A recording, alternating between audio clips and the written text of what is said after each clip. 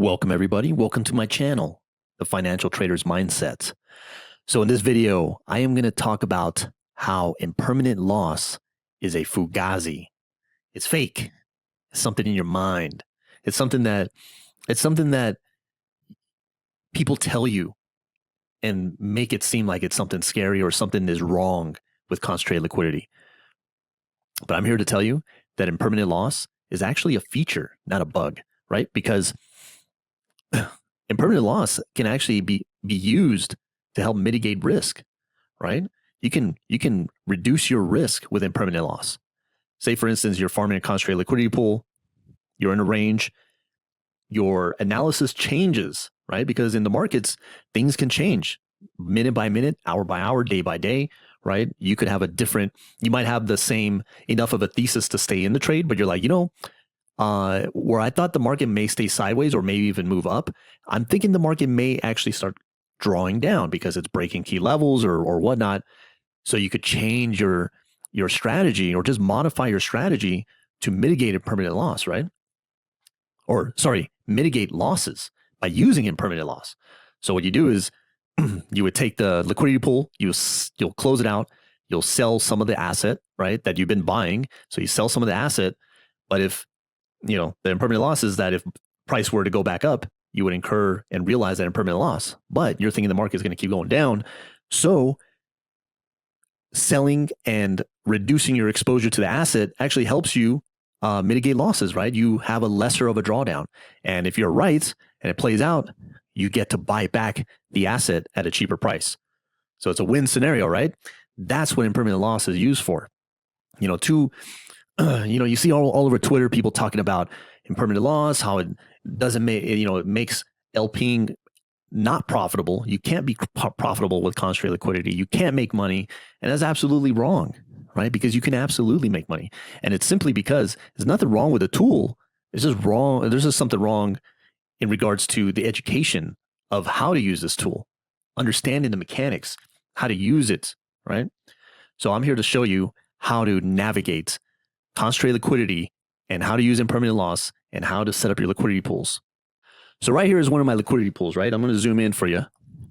And what I'm going to show you is how I set up this liquidity pool in regards to how I'm going to exit or even buy more of the asset using the liquidity pool, right?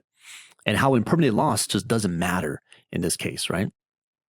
All right. So here's a liquidity pool that I have. You see the range 1800 to 3505, current price 2547, right? Now over here, I use Metrix Finance, right? Now Metrix Finance, you can use it to pre-plan your trades, right? So I'm going to zoom out a little bit, just kind of give you a big picture overview of how it looks like. But this is my main tool in how I structure my liquidity pools. That way I know exactly how to set my ranges based on my strategy, right? I don't just pull a number from thin air and say, oh, I want my range to be here and here. And in no way, shape, or form am I basing my liquidity pools based on APR, because chasing APRs just leads to losses. And I'll show you why. So I'm going to zoom in a little bit here. You can see here that I have 47,910, right? It's probably moved a bit. Okay, it's 48,331. So let's do that. So we got 48,331. And then the current price is 2543. 2543. All right. Good. So the allocation in the liquidity pool, the ratio, right? 49% of my liquidity pool, it's about 50-50, right? 50-50, Habibi. Yeah, So here we go. Look, let's see. It should be about the same. Showing about the same. 47, 48, 52, right? So there you go. Price has changed, or the market has moved a bit. But anyways, I'm depositing it into the liquidity pool. Now, how do I find the ranges? Okay, well, I don't pick this number out of thin air, right? And what I was doing is, this is actually a rebalanced pool. It's actually more rearranged. I didn't rebalance anything. I didn't sell off any of the Ethereum. When the market was around 2,500, I think it was like a couple of days ago, I set up a USDC heavy liquidity pool. And as price drew down to like 2,300, I was earning yield and buying the dip, right? So then I took the Ethereum I bought and I set up a wider range, right? Initially, my pool was 2,500 down to like 2,200 or 2,300. And as price got down to the lower in the range, I closed it out because I wanted to buy Ethereum and then LP it, right? So I took that Ethereum, I widened out the range, and then I came out with the range that you see now, right? 1800 to 3505. So why did I do that? Well, reason why is because initially I bought the Ethereum. Now the Ethereum that I bought down to 2300, I don't want to just sell it back at the same rate back up to where it was, right? I don't want to be out of Ethereum back at 2500. I bought it because I wanted to own it, right? And then I want to sell it higher, right? That's the simple logic, right? Simple logic of trading. You want to buy low and sell high, right? That's the idea. So I took that and I said, okay, now that I have this Ethereum, I don't want to let it go for the same price I bought it. That doesn't make sense, right? But what I want to do is I want to sell it higher. So I set up this range. So I set up this range here, right? Now, just because it says 3505, it doesn't mean that I want to sell my Ethereum at 3505. I actually want to sell and close this liquidity pool at 3,000. So you're probably saying, okay, well, why don't you have it 1,800 to 3,000 then? That way you could earn more yield. Well, there's two reasons for that. First of all, I don't care about the yield, right? I mean, I do care about the yield. You know, it's nice to have, but I don't care about it in a sense where it influences my decision on how I set my liquidity pools. See, if I set it to 3,000, yes, I'll earn a little bit higher APR, but it takes a year to realize that. This trade could be done in the next week. It won't even matter. The amount of yield the difference in yield I would earn doesn't matter, right? It's so small that it just won't matter, right? The big thing I'm looking at is capital gain. I want to hold as much Ethereum in higher prices as I can, and then sell it off in a manner that I want to, right? So how do you determine that, right? So in Metrix Finance, you know, once you set your ranges, he has this cool tool down here called position breakdown. And if you go by total value, I can see exactly how much I would earn at 3,000, right? So right now the pool is worth 48,300, right? At 3,000, at a price of 3,000, it'll be worth 51,588, right? From 48.3 to 51,588. That's over $3,000, $3,200, $3,300, right? In profit, just in the LP alone. That doesn't even count the yield. That's not accounting for the yield. The yield's on the cherry on top. Now, you're probably wondering, well, why don't you just hold it to 3,500 and get the maximum value out of it? Well, if you look here from 3,000, right, we're at 51,588 in the LP value.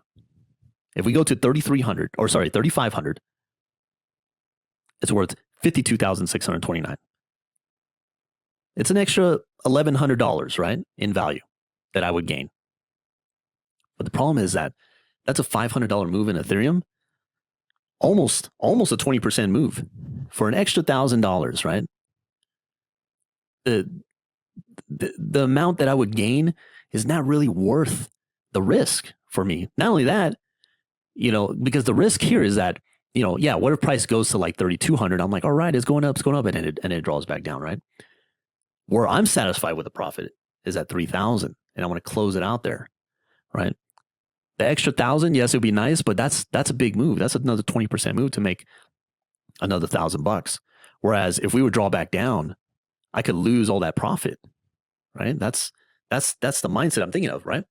Not only that, but the capital gain you get from 2,500 to 3,000, right? That's, what was that, $3,200, $3,300 in profit, right? That's a $500 move from here, right? We're at 2,500, 3,000. That's another $500, right?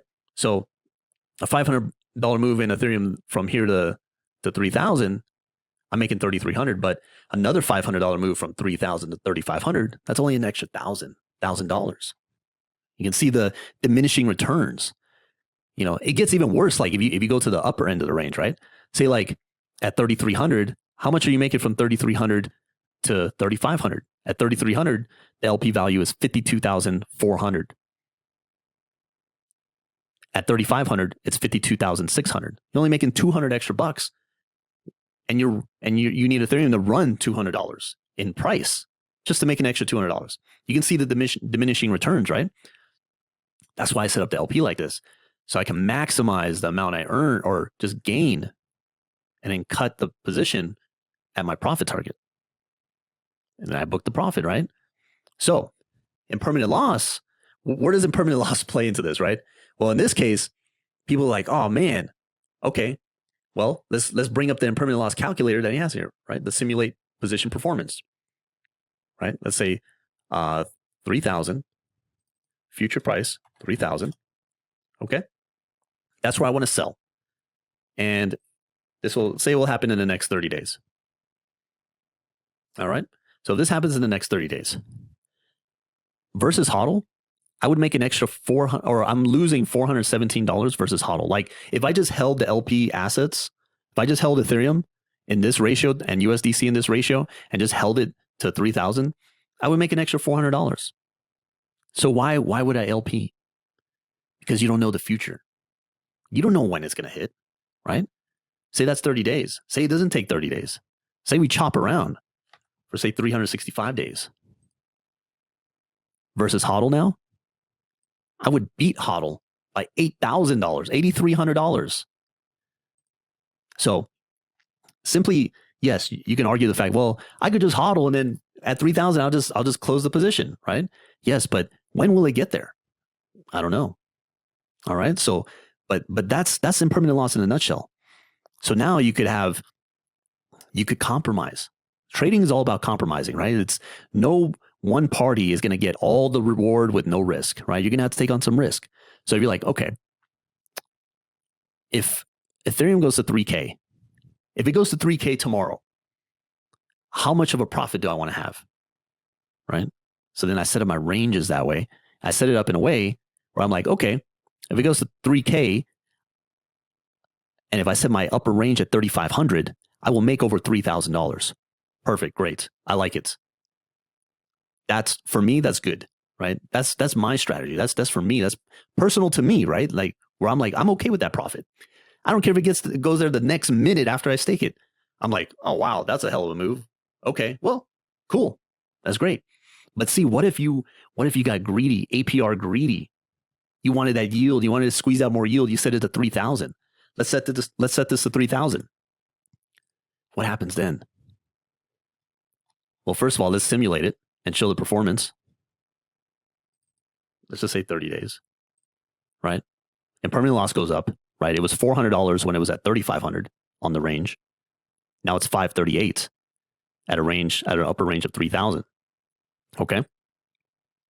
How much of a profit, how much of capital gains will I earn if it shot up to 3,000? Well, right now the pool is worth 48,340.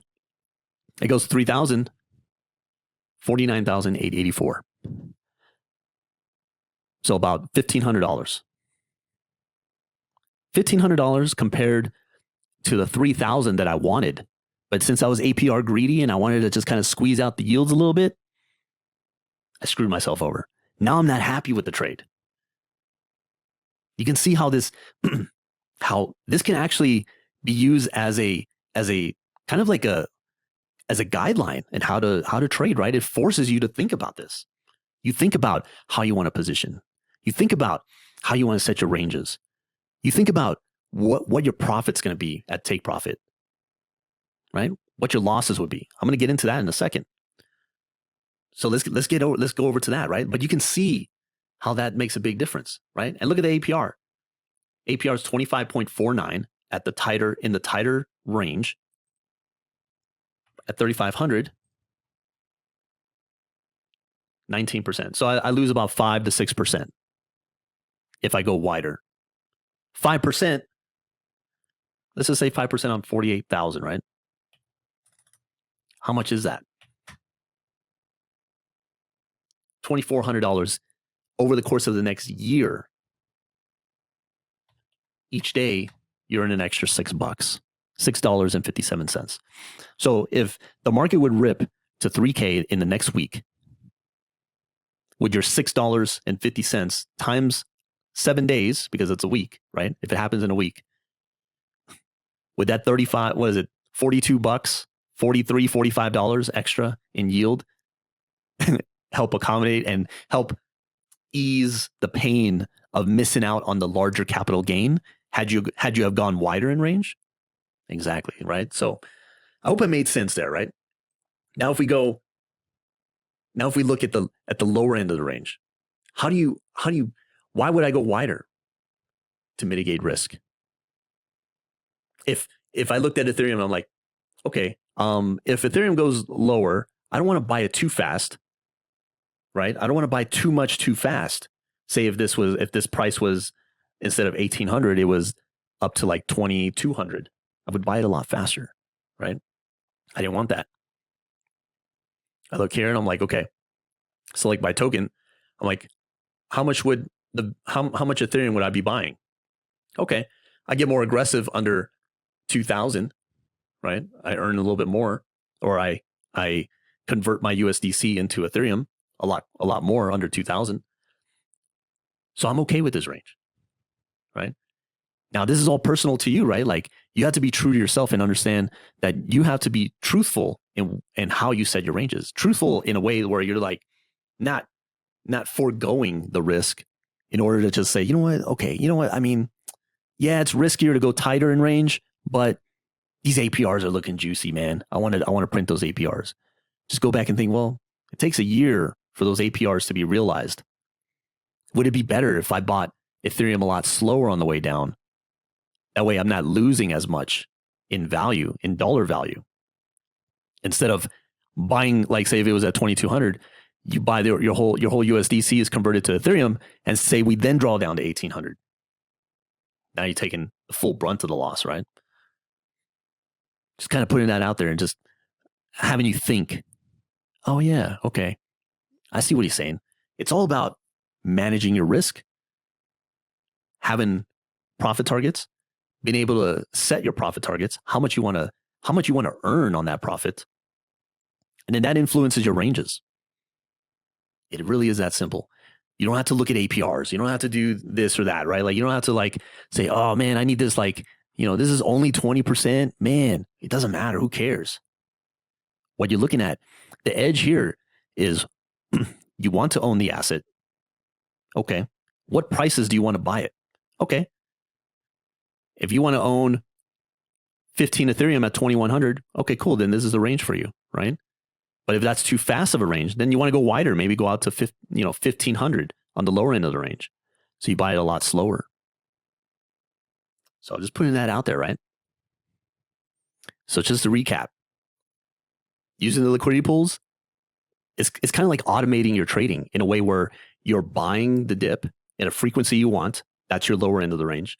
You're selling the asset, not necessarily Ethereum, but I'm just using it in this case, right? Selling Ethereum on the way up in a frequency that you want, and to book a profit that you're happy with.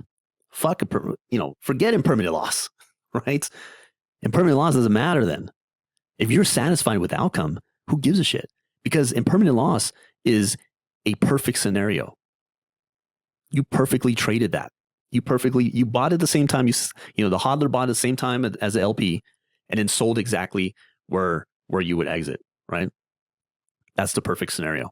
So if you're beating yourself up over perfection, that's a losing game. So that's why. That's the whole point, right? You're essentially automating the trading. It doesn't even have to be trading, not like day trading, right? Like, you can invest in the market, buy the assets in prices that you want with the liquidity pool, and then sell them off at prices that you want using the liquidity pool. So it's just automating for you as prices move up and down, right? And then as you wait for, like, say, your orders to get filled, whether you're accumulating or distributing, you're getting paid in yield the whole time. So, saying that, I got videos on my channel just showing, like, not only do I have mitigate impermanent loss, I show how I go into an impermanent gain. That's the opposite of impermanent loss. Now, instead of impermanent loss, now I'm gaining from it. Gaining by proper management, proper mechanics.